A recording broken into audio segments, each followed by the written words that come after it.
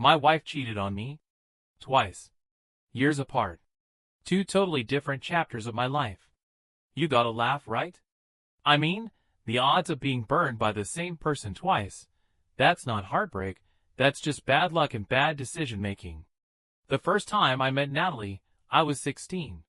She was 14. Yeah, we were just kids. Dumb, hormonal, invincible kids. It was one of those early summer nights, just when school lets out and everyone thinks they've got forever ahead of them. My neighbor's parents went out of town for a few days, so naturally he did the only logical thing.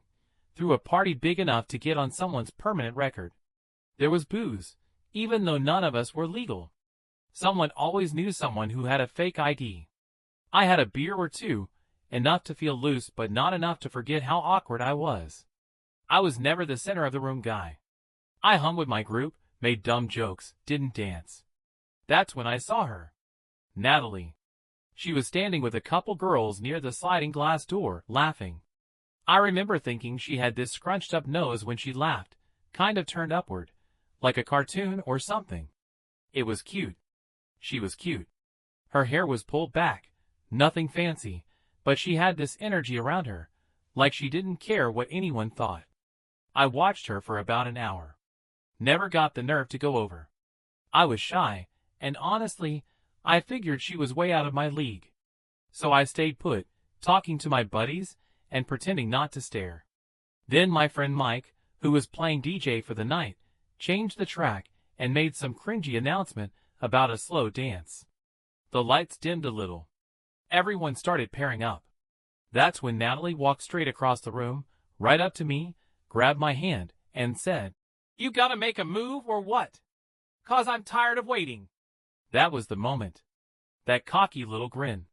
The confidence. The way she just took control. It was like a rom-com moment, except I was a sweaty teenager in cargo shorts. We danced. I had no idea what I was doing. But she didn't care. Afterward, we sat outside on the curb and talked. She wasn't from around here, staying with her grandma for the summer. Ended up at the party by chance, with some cousins or family friends or something. She said she noticed me early in the night. Waited for me to come over. Got tired of waiting, so she just did it herself. I walked her home that night. She lived a few blocks over. Just before she went inside, she kissed me. No hesitation. Just like that. My 16-year-old brain pretty much exploded. The rest of that summer, we were inseparable. Every free hour we had, we spent together. We'd walk for miles doing absolutely nothing. Make out behind grocery stores. Talk about the future like we had any idea what it meant. I was all in. Thought she was too. Then came Greg. Greg was one of my best friends. We played soccer together, gamed together, ditched class together. He started hanging around more when Natalie and I were out. Said he was bored. I didn't love it, but I didn't want to be possessive. Still, I noticed how often he found reasons to talk to her. Make her laugh. Offered to walk her home when I couldn't. One day, I pulled him aside and said, "Hey man, you're coming on a little strong with my girl." He laughed it off. Swore it was nothing. Said I was imagining things. So I let it go. Trusted him. Trusted her. Turns out I was an idiot. How I found out? It was dumb luck. I was biking over to Natalie's place unannounced. Wanted to surprise her.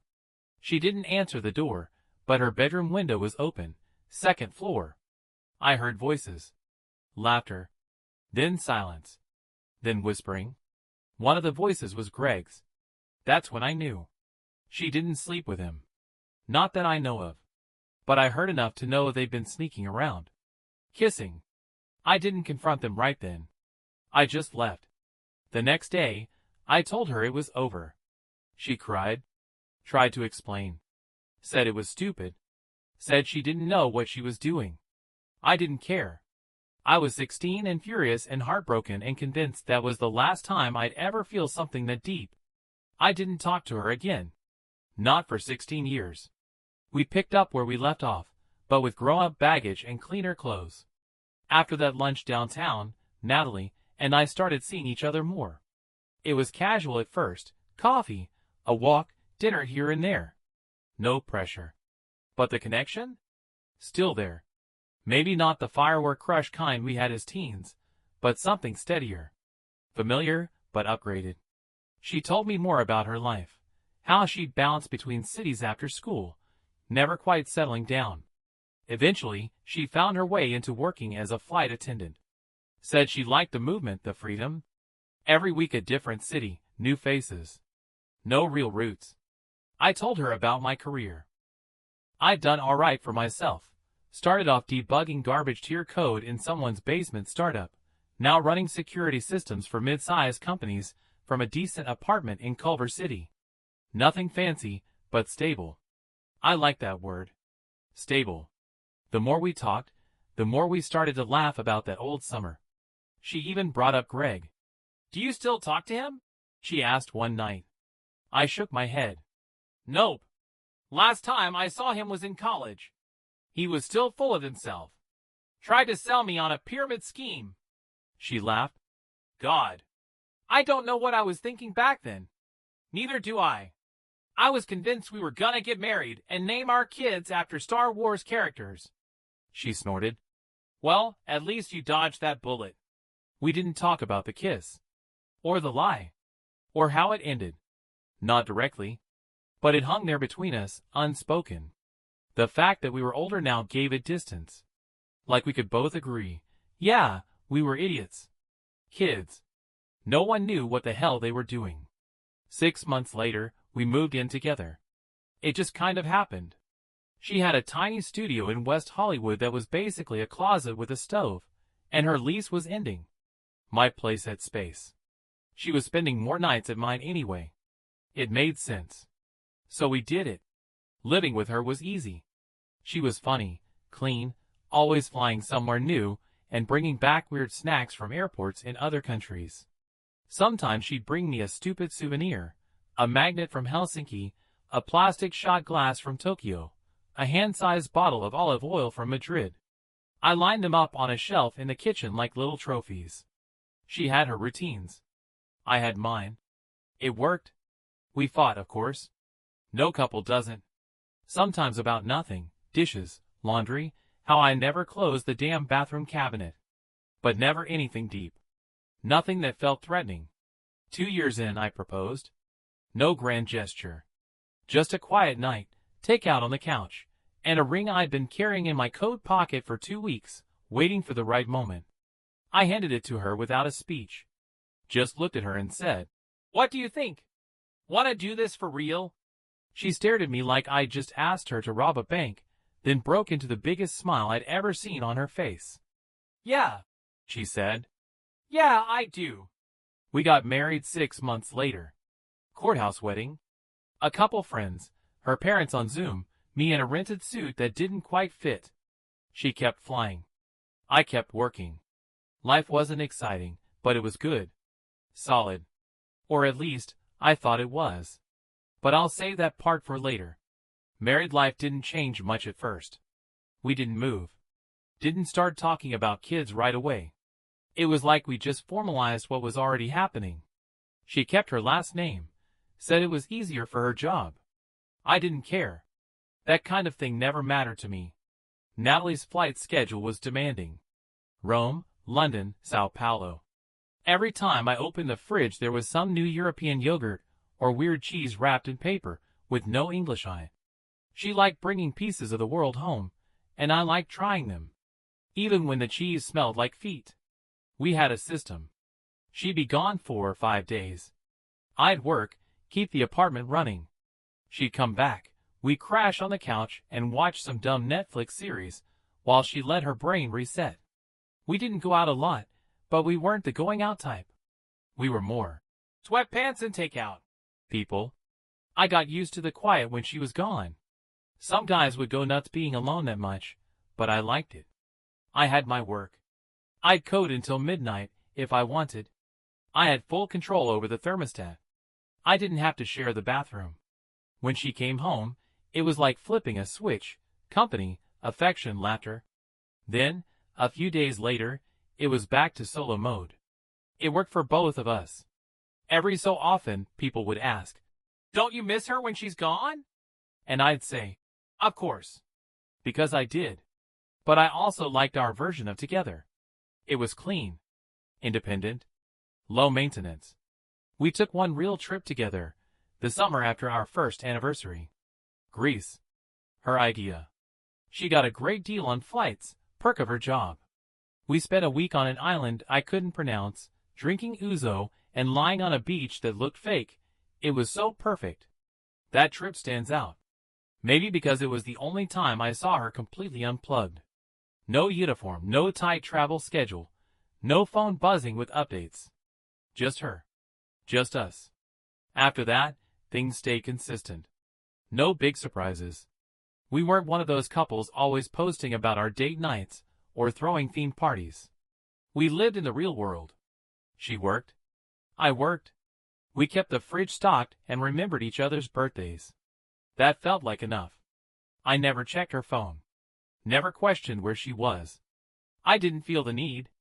That part of me, the suspicious part, felt like it had died off sometime between my 20s and my 30s. Besides, she came home every time. That's what mattered. We even started talking about maybe buying a place. Nothing huge. Something small with a bit of a yard, maybe outside the city. Natalie liked the idea of a garden. Said it'd be nice to put her hands in something real after living out of suitcases and hotel minibars for 10 years. I started browsing Zillow late at night. Nothing serious. Just curiosity. That was the kind of stage we were in. Not honeymoon. Not crisis. Just normal. Steady. At least, that's how it looked from the outside. A year passed like nothing. Work was good. Steady contracts. A couple long nights when client systems crashed, but mostly manageable. I had a setup at home with 3 monitors, a good chair, blackout curtains. The perfect little IT cave. Natalie's schedule didn't change much. She was gone often, but when she was home, she was here. We'd cook sometimes. Pasta mostly. She liked dumping way too much garlic into everything. I complained and eat it anyway. It was kind of our thing. There were small routines that made the days feel solid. She always unpacked the second she got back from a trip. Most people let their suitcase sit around for days, but not her. It was like she needed her space reset immediately. She'd put her uniform in the hamper, dump out her mini toiletries, and toss little hotel soaps in a basket under the sink. We had enough of those to open our own Marriott. She'd bring home airport gossip, crew drama, flight delays, crazy passengers. She told stories well, knew how to punch up the good parts. I'd sit on the couch with a drink and just listen. That was something I liked about her. She could hold a room, even if the room was just me and a bored dog on TV. We weren't flashy. We weren't perfect. But we were fine. At least that's what I kept telling myself. There were little things. Harmless, probably. Like how she'd started keeping her phone face down. Said it helped her disconnect from work notifications. Fair enough. I believed her. She'd also started staying out an extra night here and there, claiming scheduling issues. Crew delays. Reassignments. The airline industry's messy, so I didn't question it. You don't marry a flight attendant if you want a 9-to-5 spouse. Once or twice, I'd ask if she could skip a route. Take a break. She always had a reason why she couldn't. Not excuses, justifications. She was good at those. One night, she came home from Milan and handed me a watch. A real one. Leather band. Clean, minimalist design. Said she saw it in a window and thought of me. You didn't have to do that, I said. I know. But I wanted to. She kissed me and went to shower. I looked at the watch for a long time. It wasn't my birthday. Wasn't any kind of anniversary. That was the first time I felt it again, that thing I hadn't felt in years. That little flicker of doubt in the back of my mind. Like a light bulb buzzing somewhere far off. I told myself to let it go. She was thoughtful. Spontaneous. Generous. It didn't have to mean something. But I put the watch back in the box and slid it into a drawer instead of wearing it. Couldn't tell you why. It just didn't feel right on my wrist. We never had a big blow-up. No screaming matches, no broken plates or slammed doors. Whatever was shifting between us, it was subtle, quiet, but it was there. I noticed she started sleeping with her back to me more often. Little thing, probably meaningless, but it was different. Before, she'd tuck into my shoulder or curl up with her feet under mine. Now she'd roll away. I'd wake up to a clean line of space between us in the bed. She said she was just tired. Jet lag. Back pain from the plane seats. And sure, it made sense. So I believed her. Or maybe I just wanted to. I wasn't miserable. That's the thing. I wasn't walking around thinking, God, I hate my marriage. It wasn't like that. It was more like I was waiting. For what, I didn't know. But I had this constant low hum in the back of my brain, like something important was being whispered in another room, and I just couldn't quite hear it. One night we were eating dinner. Nothing special, just salmon and some frozen vegetables she tossed in the oven, and I asked her if she still liked flying. She looked up from her plate like I'd asked if she still believed in gravity. Yeah, she said. Why? I don't know. You just seem tired. Worn out. She gave a small shrug. It's a job. I like the travel. I like the crew. But yeah, it wears on you. You ever think about doing something else? What, like desk work? I don't know. Just something different. She smiled, but it didn't reach her eyes. Dave, I've been in the air more than I've been on the ground for the past 10 years. I don't think I'd survive a cubicle. That was fair. Still, something about her answer stuck with me. Not because of what she said, but because of how fast she said it. Like she'd already been asked the question before, maybe even asked herself, and had rehearsed the answer. After dinner, she cleaned up, said she was beat, and went to bed early. I stayed up, scrolling Zillow again. I didn't even know why anymore. That dream we had of buying a place with a garden and a little backyard felt more like a concept now, like something you agree on in theory, but never really plan to do. She flew out again a few days later. This time it was a long one, 8 days, multiple layovers. Barcelona, Madrid, then back through JFK. She texted like normal. Sent a few photos. One of a street performer in Spain. One of some weird sandwich she loved but couldn't describe. I replied with a couple of dumb memes, and a picture of the cat from next door sleeping on my porch. It all felt normal. But it wasn't. I could feel it. Something in the tone of her messages. Or maybe the gaps between them. Longer than usual. Less playful. It was like reading a familiar book where the words were all the same, but the meaning had changed. I didn't say anything. Just filed it away. Kept the doubt quiet. She came home tired. Said her flight got delayed again. Collapsed into bed without unpacking for the first time in months. The next morning, she was back to herself. Made eggs, kissed me on the cheek, laughed at some dumb YouTube video I showed her. And just like that, I was back to thinking I was imagining it all. That maybe I was being paranoid. Projecting. Looking for cracks in a wall that was perfectly fine. But I couldn't shake the feeling that something was shifting. And I didn't know yet if it was her or me. I stopped bringing up the house idea. It had become one of those conversations that just went nowhere. I'd say something like, you know, if we found something with a detached garage, I could set up a proper workspace. And she'd nod and go, yeah, totally. But with the same tone you use when someone shows you baby photos of a stranger's kid. So I let it go. We were still doing okay. At least in the way couples who've been married a few years define. Okay. We got through the days. We still laughed. Still slept in the same bed. Still sent each other dumb gifts and grabbed dinner when our schedules lined up. It was functioning. But that spark? That thing that used to feel magnetic, like we were both pulling towards something shared? It wasn't gone.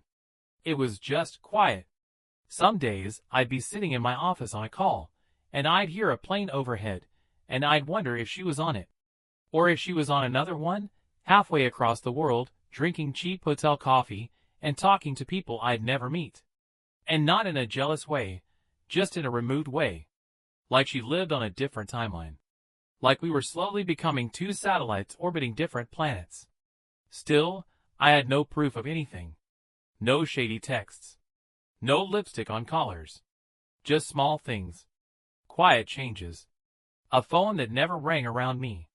Nights where she was more in her own head than in the room. That subtle shift where someone starts giving you just enough not to ask questions, but never enough to feel full. One night, I asked if she wanted to go away for a weekend. No international stuff. Just us, somewhere a couple hours away. Wine country. Palm Springs. Whatever. She looked at me like I'd asked her to take a 6-month sabbatical. "Babe, I'm just wiped," she said. "I fly so much already. When I'm home, I just want to be home." "Yeah," I said. "That makes sense." And it did. Until I saw on her Instagram story a week later, just a quick flash, something she must have forgotten to hide from me, of her at a rooftop bar in New York with some crew friends. Music. Cocktails. Everyone dressed up. I didn't say anything. What was I gonna do? Start a fight over a story that vanished after 24 hours? But still, it lodged in me. Not because she was out having fun. She deserved to unwind. What hit me was the realization that I wasn't included in that version of her life. She had this whole other world when she traveled, and I wasn't really part of it. I was her home base. The landing zone. The guy who fed the cat and kept the laundry from overflowing. And maybe that would have been enough for some people. But not for me. Not forever. I started spending more time out of the apartment. Grabbed beers with coworkers more often. Took longer drives. Found excuses to stay out past 10 on a Tuesday. Not to get away from her, but to clear my head from the fog of not knowing where we actually stood. And every time she left for another trip, I'd find myself standing at the front door, watching Uber pull away, wondering, is this the trip where it all goes off the rails? I didn't know it yet, but I wasn't asking if something was wrong anymore. I was just waiting to find out what. It was a Thursday when I realized I was lying to myself. I'd gotten home early, earlier than Natalie expected. Her flight had been rerouted from London to JFK because of weather, and she was due back the next morning. I figured I'd surprise her, cook something. Be the husband she still said I was. I was digging through the kitchen drawer, looking for the corkscrew, when I saw her tablet blinking. I don't usually snoop. That was never our thing. But the way the screen kept flashing caught my eye. Just a few notification previews. Nothing explicit. But one of them stood out. WhatsApp. Name I didn't recognize. Message preview said, "Can't wait to see you again soon." That was it. Just that one line. But you know when your stomach drops? Like really drops, in that this is it kind of way? That was the moment. I didn't open the tablet. Didn't dig further. Just closed the drawer and stood there, staring at the counter like it was supposed to give me answers. Could have been a friend. A flight crew buddy. Could have been nothing. But I knew better. I didn't say anything when she got back the next day. She came in like always, suitcase wheels scuffing the hallway floor, jacket half zipped, hugging me with one arm and asking if there was any coffee left. I made small talk, asked how the flight went, and watched her closely. She didn't lie. But she didn't offer much either. She said she was exhausted. Showered. Went to bed early. Didn't even unpack. I sat on the couch that night, just staring at the dark TV screen, asking myself why I wasn't more angry. Why I wasn't storming into the bedroom demanding answers. But the truth was, I already had them. Or at least the shape of them. And this time, it wasn't panic I felt. It wasn't heartbreak. It was just this dull, heavy thing in my chest, resignation. Like when you hear a weird noise in your car, and you already know it's gonna be expensive. The next week passed in this weird limbo. She was home for 4 days. We barely touched each other. Slept like distant relatives. Talked about errands, groceries, weather. Nothing else. It was like we were playing house, running a simulation of a marriage that had already expired. She left again, this time for Milan. I didn't ask how long she'd be gone. She didn't say. That night, I found myself opening a note on my phone and writing a list. Not a dramatic one. Just a bullet point breakdown of everything I had started noticing. More overnights added last minute. Phone always face down. That WhatsApp message. Increasingly distant at home. Delayed flights, but no specifics. Always tired, always vague. Unpacked less, talked less. Never mentioned crew members by name anymore. It was like I was gathering evidence for a trial I hadn't admitted was happening yet. And still, I hadn't confronted her. Because deep down, I was waiting for it to be undeniable. Something I couldn't explain away.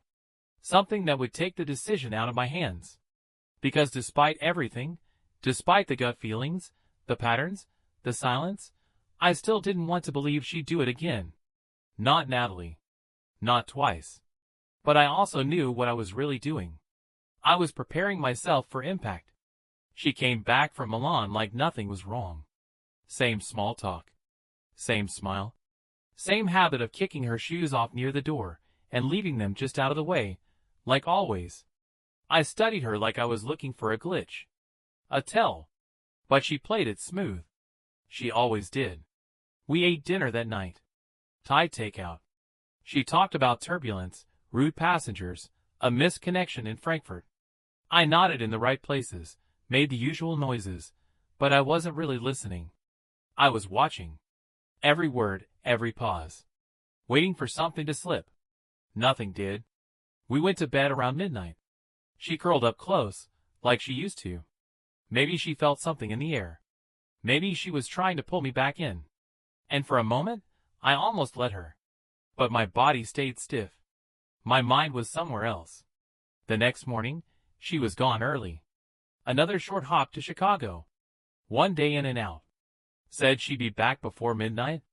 I said, drive safe, and that was that. By noon I cracked. I opened her tablet. I didn't want to. I really didn't. But I couldn't keep walking around blind, waiting to get hit. I needed to know. And if I was wrong, I'd apologize. If I was right, well, then I wouldn't have to ask anymore. She wasn't logged out of WhatsApp. I didn't even need to scroll far. There were messages. Dozens. Some in English, some in Italian. Mostly him. A guy named Matteo. The name alone told me everything I needed. But the messages? Those were the nail in the coffin. Last night was perfect. I still taste you. I wish you didn't have to go back to him. When will you be mine completely? Her replies were shorter. Careful. But there was no mistaking what it was. Don't start. You know it's not that simple. Let's not talk about LA, okay? There were photos too. Her. Him. Drinks. Sunsets. A hotel room mirror selfie with her hair wet and his hand visible on her waist. I didn't scroll further. I didn't need to. I closed the tablet, stood up, and just stood there. Not angry. Not heartbroken. Just done. I didn't call her. I didn't text. I just started packing. One suitcase. Some clothes. Laptop. Toothbrush. Done. I wasn't even shaking. It felt like my body had been waiting for the command, and now it was finally executing it. No emotion. Just movement. By the time she got back that night, I was already gone. I didn't leave a note. Didn't text her. Didn't even block her. I just vanished. Quietly. Efficiently. Like someone pulling out a USB drive without ejecting it first. I crashed at a buddy's place for a few days. Told him the short version. He offered beer, silence, and a spare key. That was enough. Natalie didn't call until the second day. Missed call, then a text. Where are you? What's going on? Then another one, an hour later. Dave? Seriously? Talk to me. I didn't respond. The third message came that night.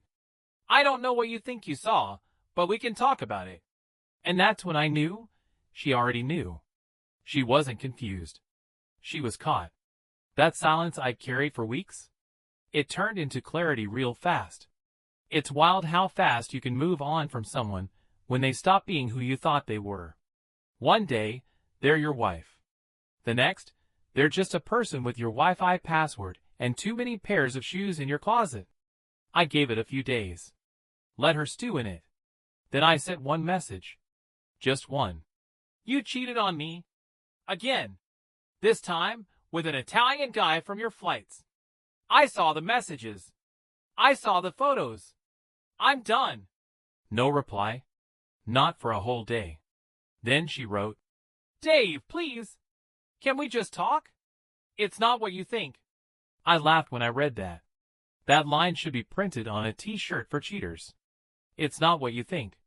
As if seeing her in another man's bed was somehow up for interpretation. She kept texting over the next few days. Apologies. Excuses. A voice note at one point, voice cracking, borderline sobbing. I didn't listen to the whole thing. I didn't need to. I'd heard every version of that speech in my head already. Eventually, I replied again. You've now done it to me twice. Once when we were kids. Once when we were married. That's not a mistake. That's who you are. No more texts after that. I filed for divorce a week later. It moved fast. We didn't own a house. No kids. No shared accounts except the streaming services, which I canceled out of spite and satisfaction. I kept the apartment. She moved out while I was away one weekend. When I got back, the only sign she'd ever lived there was an empty spot where her dresser used to be and a faint smell of her shampoo in the bathroom. That faded within a few days. People asked what happened. I gave them the short version. She cheated. Again. Some looked shocked. Some didn't.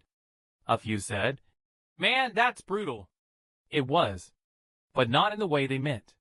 It wasn't rage, or grief, or heartbreak that stuck with me. It was the irony. I mean, what are the odds? The same girl. Two different lives. Same knife, same wound. You'd think I'd be smarter the second time. But love doesn't come with warning labels. And history has a way of convincing you that this time will be different. It wasn't. The divorce was finalized in early spring. Clean cut. Quiet. No arguments, no court drama, just a line drawn and signed. Natalie didn't contest anything. I didn't drag it out. We both just walked away. I took a few days off after it was done. Not to wallow. I wasn't broken, not this time. I just needed some room to breathe. Rented a little Airbnb near Big Bear. Sat on a porch with bad coffee and a hoodie, listening to wind instead of notifications. It was peaceful. That's what I needed most, not a reset. Just quiet. Back in LA, I did what people do when the dust settles. Rearranged furniture. Threw out the mugs we both hated but kept anyway. Got a new bed. Different sheets. No trace of her. No trace of us. A few weeks passed. I got back into my routine. Work, sleep, eat, repeat. It wasn't exciting, but it was stable. And stable felt like a luxury now. Then one afternoon, I stopped by a hardware store to grab some epoxy for a busted drawer. As I walked out with a bag in one hand and my phone in the other, I heard someone behind me say, Dave Reynolds? I turned around. It was Emily West. I hadn't seen her since high school. We were in the same graduating class. Sat 2 rows apart in AP English. She was quiet back then, but sharp. The kind of smart you didn't fully appreciate until you were old enough to realize most people had nothing to say. She looked good. Older, yeah, we both were, but grounded. She had glasses now, hair pulled back, and this calm, no bullshit vibe about her. In her hand was a bag of planter soil and a coffee that said local, not Starbucks. I blinked. Emily? Holy crap. How long has it been? Graduation night, she said. I think you were throwing up behind the gym. I laughed. That sounds about right. We stood there in the sun, catching up. She moved back recently, teaching graphic design at a community college, living a quiet life on the east side. She'd been married. Divorced now.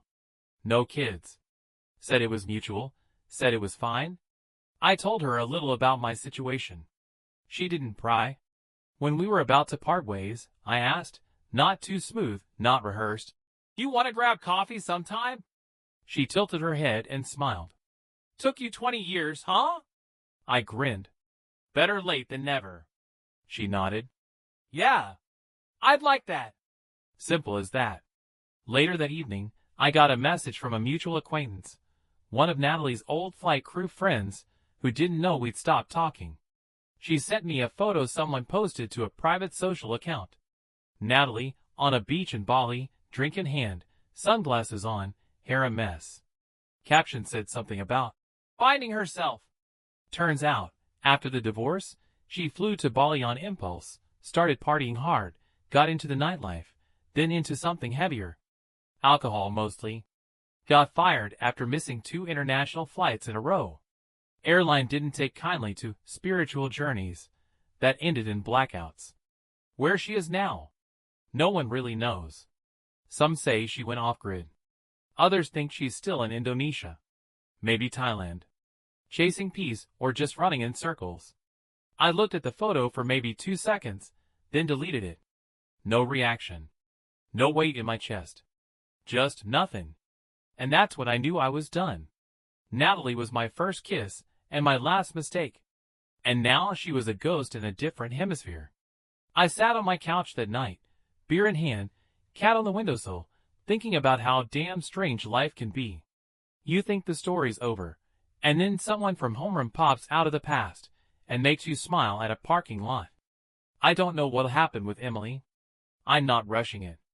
I don't need to. All I know is, she remembers the real me, the awkward, fidgety, never danced at prom me. And she still smiled. That's worth something. The truth is, I'm not looking for fireworks anymore. I've had enough of things that burn out fast. Now, I'll take something warm, steady, real. And maybe, if the timing's right, I'll finally get it.